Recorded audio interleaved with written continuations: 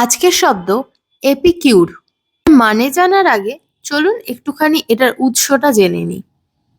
Greek শব্দ এপিকিউরাস থেকে এই শব্দটার জন্ম, তবে অনেকগুলো স্টেজ হয়ে প্রথমে গ্রিক থেকে চলে আসে ল্যাটিনে এপিকিউরাস হিসেবে, তারপর ফ্রেঞ্চরা এটাকে বলে এপিকিউর। ফ্রেঞ্চ থেকে যখন ইংরেজিতে এটা আসে তখন এটার উচ্চারণ হয়ে যায় এপিকিউর। সোর্সটা তো আপনারা বুঝেই গেলেন, এবার একটুখানি লাইক আর সাবস্ক্রাইবটা করুন। আমি এক্ষুনি আসছি এই শব্দটার মানেটা নিয়ে। আমার মনে হয় না সোশ্যাল মিডিয়াতে এমন কোনো মানুষ আছে যে এখনো অবধি ফুডি শব্দটা শোনেনি। সাধারণত যারা নতুন নতুন খাবার খুঁজে বেড়ান বা নতুন নতুন খাবার খেতে পছন্দ করেন তাদেরকে আমরা ফুডি বলে থাকি।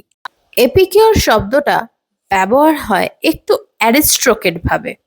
সহজ বাংলায় তর্জমা করলে বলা যায় যিনি ভালো মানের সুস্বাদু খাবার খেতে ভালোবাসেন এবং খাবারের গুণমান এবং স্বাদ সম্পর্কে স্পষ্ট ধারণা রাখেন। এবার তাহলে বুঝতে পারছেন তো কাকে বলা যায় ফুডি আর কাকে এপিকিউর।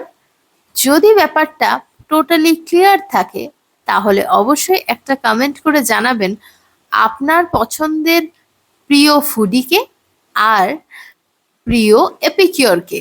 আমাদের কমেন্ট সেকশন কিন্তু আপনাদের জন্য খোলা রইল।